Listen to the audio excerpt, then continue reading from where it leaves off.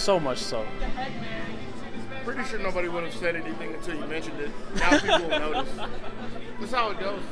No, it really is. If you say you did something wrong, they're like, oh, how dare he? How dare he apologize for it? But I'm interested to see this because I didn't watch doubles too much. But Hungrybox XIF, or Ziff.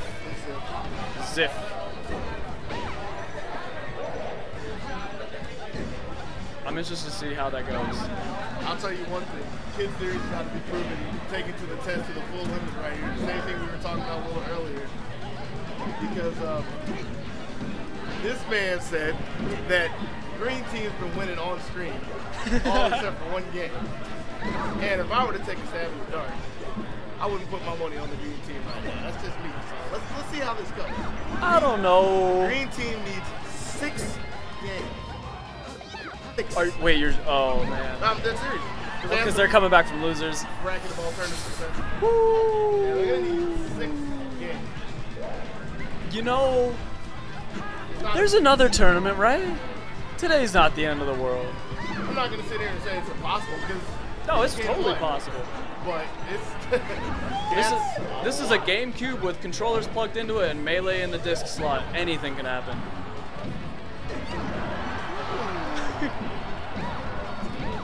It's a what? It's a Wii. Oh no. Oh, I'm a fraud. Oh. I see Fox is over there. Peach is at such a high percent. He throws her up and he's like, he can't call. He tries for up there, but just can't quite get up there to combo her.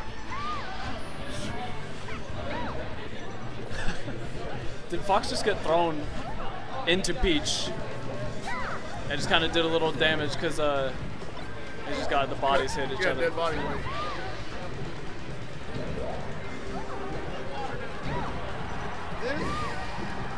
I mean, it's clearly not looking too good for T-Bag over there. But no.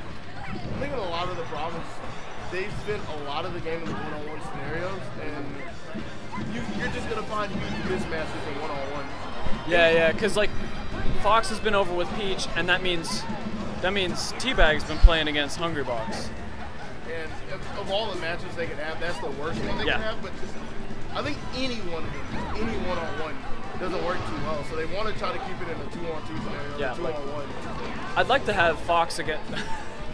Well, Fox was going up against Hungrybox until Peach slapped him out of the way. But yeah, like even if you have that, I still don't think it works out in Green Team's favor. It's just a really bad mismatch and stuff like that. Yeah, like it's just a player skill.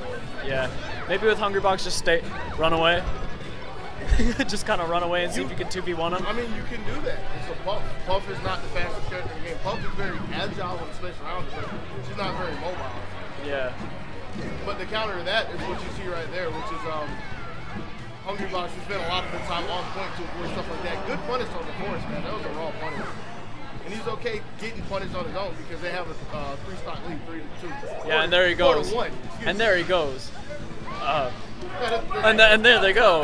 It doesn't matter. No! It doesn't matter. So, some choice words from Jim, the coach of Green Team. But, okay, coming off of that, I don't really know what else they can do. Play the 2-on-2. All right, so Hungrybox is going Fox, H-Foot. Yeah, he's done this time and time again. I know, but I just don't know what to do about that pun. I don't really know what I can do about that. Let it go. Let it go. Sit, marinate. Start singing Frozen music. You can do that if you want to. Probably not gonna do that. To the dismay of stream, because I know they want to hear my voice break out into melodious song, but I'll save their ears for today. Oh, that was kind of cool. Yeah, it was just sequence of events, like unfortunate sequence of events, but it worked out. Because he bopped him with the Nair, and then Hungrybox was coming back with his up B anyways, so it's like, all right, I'll just tack him with some more damage. This is already a lot closer. Like, I was thinking this is a good choice, and this is one where it's going to come down to a lot more of the team composition and the team skill as opposed to individual skill. And with that being said, you can see that Hungrybox and Ziff look like they have a superior skill because even on a stage like Youngster Story, they can still break it down into the 1v1 that they're going to win. Although what I did see one time, Hungrybox was coming back. I think he was at the ledge and he popped Peach up. Popping Peach up, or even like one of the green Peaches recovering back.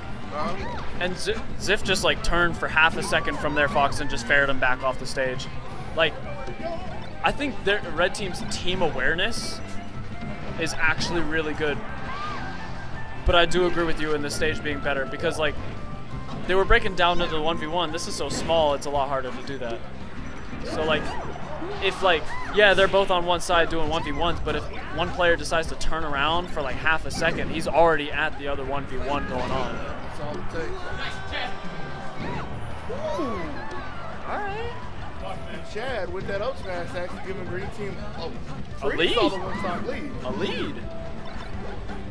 They have a lead. I don't know where it came from, but they've had it actually for a little while. I noticed Peach has been up one stock on the other Peach for just a little bit, but you can wave goodbye to that now.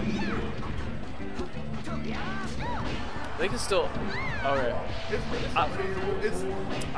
looks a little longer. Chad's got to find his footing again, but it's still feasible. Hungrybox taking a hard reach on the lead in front of Ziff. Ziff can't really do anything with it. Ziff them all thing, yeah. He can do it, but they're giving him, they're making situations to where that's not gonna happen. Yeah, hit by hit makes it look harder and harder. 2-0. Because like even when he was just on stage by himself, they were constantly setting up, okay, if you hit him with this, I'm gonna hit him with this, and if I hit him with what I'm trying to do, you can hit him with this. So he's gonna, at least every time he takes one hit, he's taking two. Cause like one of those, like Peach did, I think, an F tilt, and then Hungrybox nared him. And like, you know, quick kind of reaction hits like that, you can kind of just do. They just lined him up, and they were able to just kind of. Because when you saw, like when he was shielding, and on both sides of him, there was Hungrybox and Ziff. And I mean, that's what you want to do to pressure him out, but they were more than just pressuring, they're actually just getting those double hits off and stuff. So, I mean, they're obviously not a very bad team. Not at all. But a lot of that comes from years and years of team play with your good partners. Oh, yeah. Catching up to this. What was it at G3? It was HBox and. I couldn't begin to tell you. I didn't watch that. Okay. That was a tournament held by people on the other side of the nation. I don't deal with it. I'm trying to look at this Chad Falco. Aside from getting edge guarded, I kind of wonder what brought this change about. Like, it's not a bad change, but. No, I think maybe a couple gimps with some dares off the side. That could be pretty good. You get Shine's place. Yeah. So, like, I kind of wonder if he really values trying to be on top of him. If that's not it, I wonder what it looks like it's working again, you know. He's just holding on to that extra stock that just went away. Yeah, you wanted him to hold on to it. But you had to ruin it for him. They still got.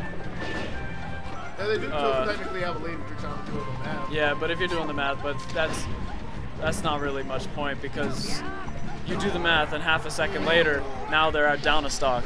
Yeah, only because that was a really high down air, top of the shield that got punished with up smash. You gotta be a little more accurate with those.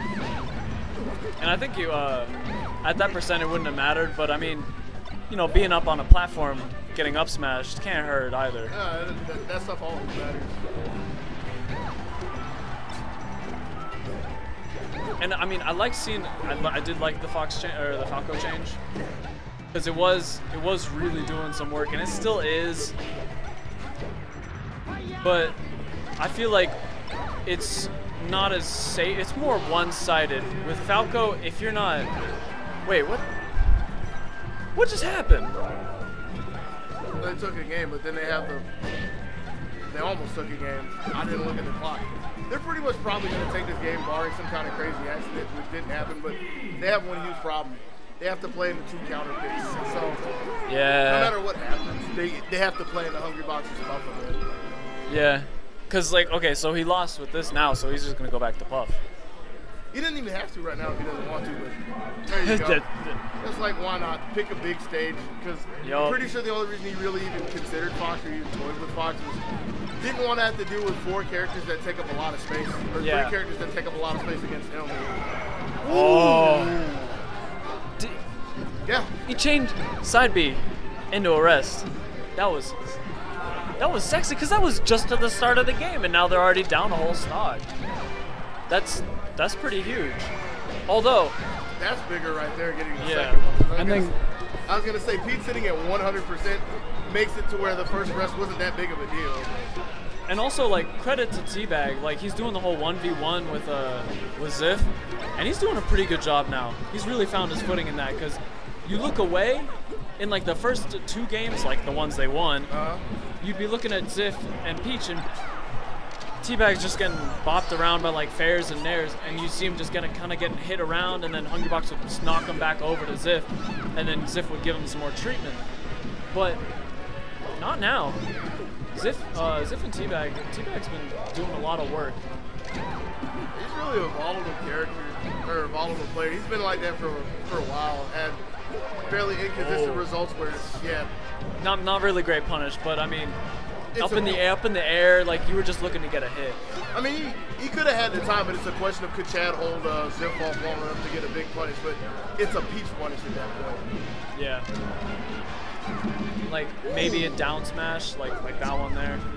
If you wanted a big punish, but the biggest thing she gets is pull a turnip, throw a turnip up, get some hit into a turnip, but it's really. And she could get it on the stage, but you need a lot of time. And then also you'd have to be holding off Ziff, trying his very best to stop that from happening. Exactly. Because like if Ziff just runs over and like jabs him, that punish chance is gone. They didn't miss that one there. Takes a stock for it too, and we're at two apiece too, and both the red team feeling pretty comfortable off the stage and over on the ledge too. So I mean, when you got a Puff and a Peach, it's like you're just like, I don't care where the floor is. Not at all. Although the frying pan denting the side of HBox's head, and it gets a pretty good conversion off of the rest, but off the missed rest. But I would have liked to see, a smash. I want to see a smash attack off of that, because that's what they really need to do. Because he doesn't miss those rests very often. No, not at all. And when you got those chances to punish, you want to do it. But still, like, I mean, okay, Peach is a little high percent. It won't kill. It doesn't kill. All he can do is a forward tilt, but Or just get, yeah. But he couldn't play the one-on-one on the left side. Ziff puts away. I mean, Teabag was at like 120, I think. Yeah. So it's hard to fight him off eventually when one hit will send you flying. Yeah, that's why it was a done deal with the rest. But there's a little bit of a flub. All Hungrybox needs is down tilt. Yeah, but it still puts the game away. Takes it 3-1. That was really hard. That was.